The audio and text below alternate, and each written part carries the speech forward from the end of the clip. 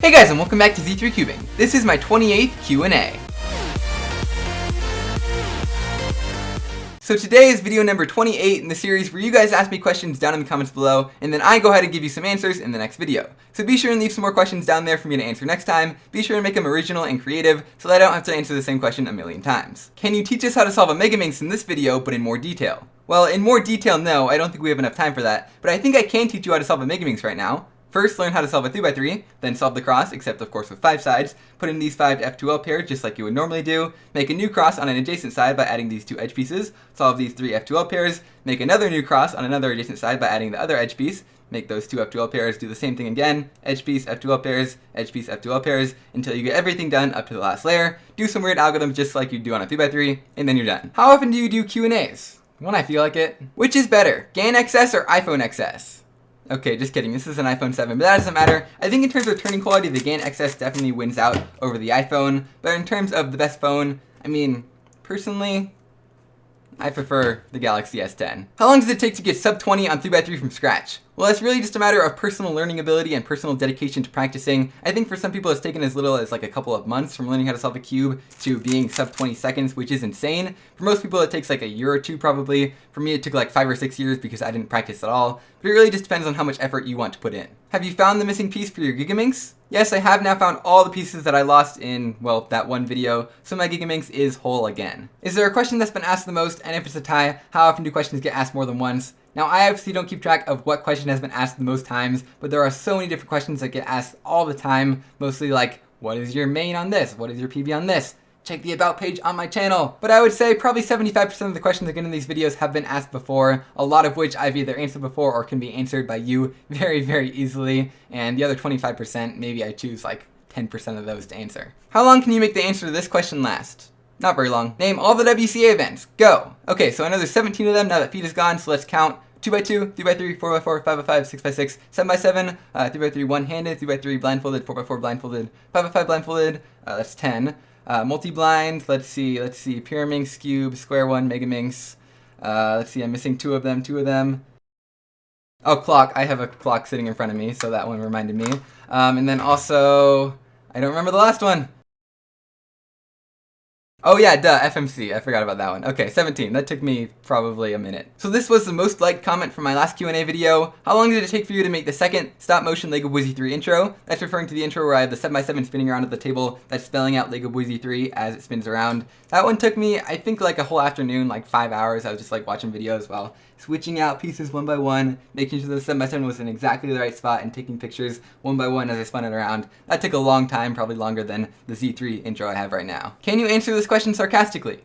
No. Do you think you'll ever get sub 10 on 3x3? That's actually a really good question because obviously sub 10 is like the barrier to break. Sub 20 isn't that hard, it just takes a bit of time practicing. Sub 15 is a little bit harder, but again, not that bad. But then sub 10 just takes a ton of optimizations in a ton of different things. Of course, I average around 14 seconds right now. I haven't really improved that much in the last like 3 or 4 years.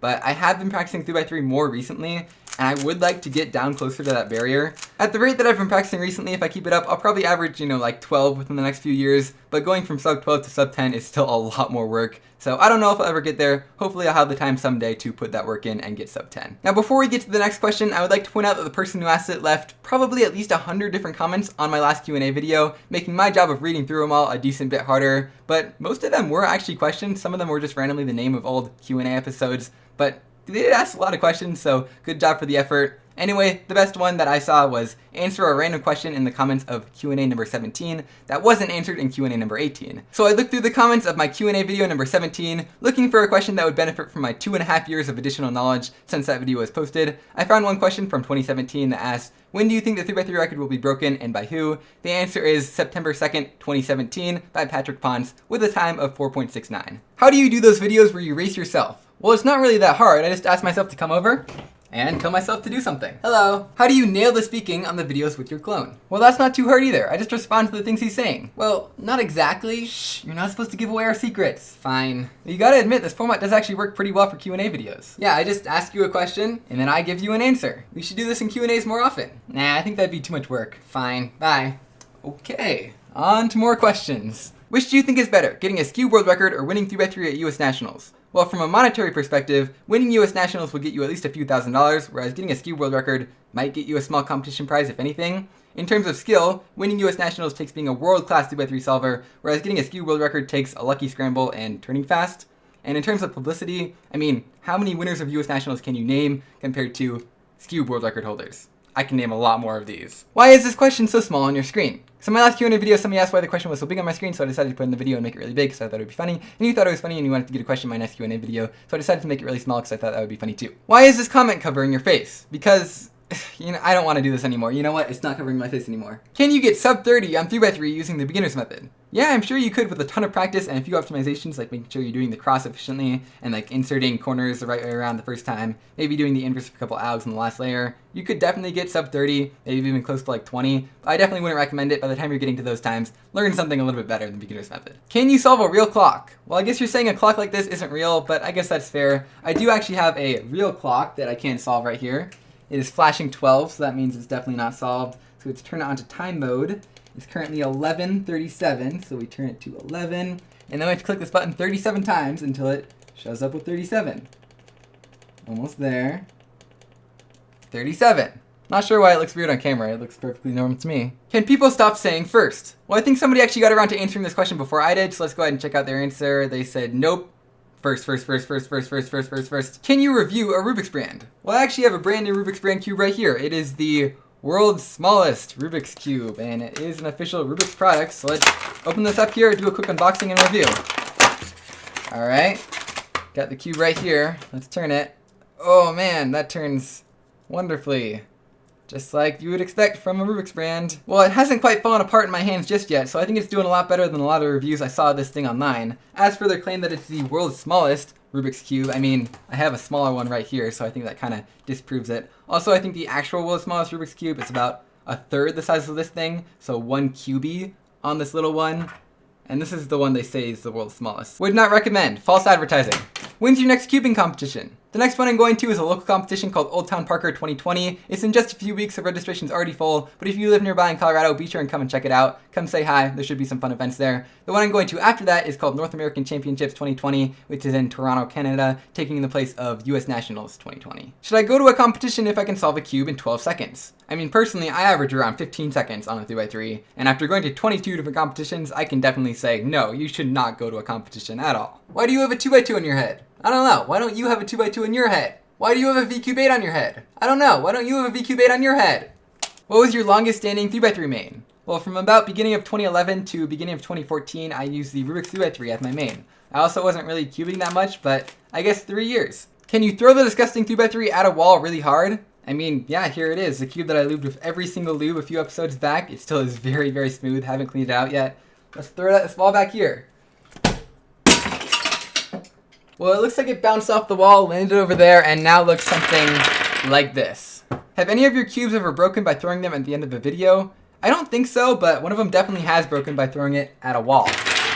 How many questions do you think you've answered in all of your Q&As? Now, I actually have all the original little image files like this for every single question from every single Q&A all stored on my computer. So I actually went through each folder from each Q&A and looked and counted through all the different questions, and I added them all up and I got to 1,050. Of course, I don't use every single one of them. I use probably most of them. So we're probably at about 1,000 right now. In fact, this question could be number 1,000. Someone should go through and check. That would take a long time. Don't do that. Never mind. What was your easy cube was really hard? What? Why are you to be the died? Guys, grammar, it's a thing. Without looking, guess how many subscribers you have at the moment of reading this. So while I'm filming right now, it is currently January 28th, 2020 at a little past 1 p.m. Yes, it has been an hour and a half since I did the clock thing. It takes a long time to film these things. I think I hit 215,000 subscribers a few days ago. I get maybe a couple hundred a day. So I'm gonna say 215, 462. Okay, let's check on my phone right here. YouTube Studio, loading. Okay, so it's actually 215,864, so I underestimated the amount that I would gain in a few days. So I got the 215 and also the 6 correct, 4 out of the 6 digits, plus 1 in the wrong spot. That's gotta count for something. What do you record with? A camera. I'd show you what it looks like, but I'm kind of recording with it now. What is your least non-WCA puzzle? Well, let's see, a non-WCA puzzle is a puzzle that's not in the WCA. So that would make the least non-WCA puzzle the most WCA puzzle. So I guess a 3x3, the puzzle that the WCA started with? What is your worst time solving a 3x3? Well, once it took me 54 days because I only did one turn on it every day. You guys should go check that video out. It was pretty fun. I actually started last February 29th, which means it was almost 4 years ago now. Do you stack? If not, try and do an average of 5 with 363. Now, I've never really done any sort of cup stacking in my life, but I do have this really old set of speed stacking cups. I think it came with like the Gen 1 or 2 timer. So I'm gonna get these out here and try and do one single stacking thing. I'm not gonna do an average of 5, that would take way too long. So I got the cups and I got my stack mat timer. This is actually my second take because the first time I was horribly wrong about what 363 actually meant. So I've looked it up and we had to get 3, 3, and 6 in the middle. And we gotta stack them all up and put them back down. 3, 2, 1, go. So I think like this, and then we do 6 like that, and then 3, and then we put them down like that. Are you allowed to use both hands? I don't know. 10.58. Is that good?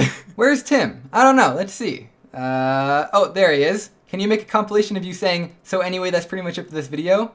I can do that for all the Q&As at least. Anyway, that's pretty much it for this video. Anyway, that's pretty much it for this video. But that's pretty much it for this video. So that is pretty much it for this Q&A video. Anyway, that's pretty much it for this video. Anyway, that is pretty much it for this 21st Q&A episode. And that's pretty much it for this video. Now that is pretty much it for all the questions in this Q&A video. Anyway, that's pretty much it for this video. And I think that is pretty much it for this Q&A episode. But that is just about it for all the comments this time. So yeah, that's pretty much it. I'll see you guys next time. And that is pretty much it for this Q&A. And that's pretty much it for this video. Anyway, that's pretty much it for this Q&A. That is pretty much it for this video. Anyway, that's pretty much it. And so that is about it for this video. And that is pretty much it for this video. And yeah, that's pretty much it. So that is pretty much it for this Q&A. So that's it for this Q&A. And that's pretty much it. And that's it for this Q&A. So that's just about it for this video. But that's pretty much it for this video. So yeah, that's pretty much all the questions for today. So yeah, that's basically it. That's basically it for this video. But anyways, guys, I'll see you guys next time. Bye! Yeah, so that was me in 2015. Can you flip the screen upside down to the end of the video? Sure. There we go. Can you solve a cube while you're upside down? I mean, I guess this is a convenient time to do that, so sure, let's get a cube, generate a scramble, and inspection. Let's see. Haven't done a lot of practice today or the last few days, but we'll see how this goes. And start.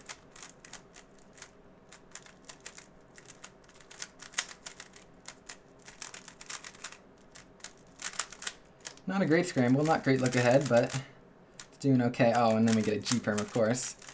14.8. Still sub 15. Woo! Can you end the video now? Sure.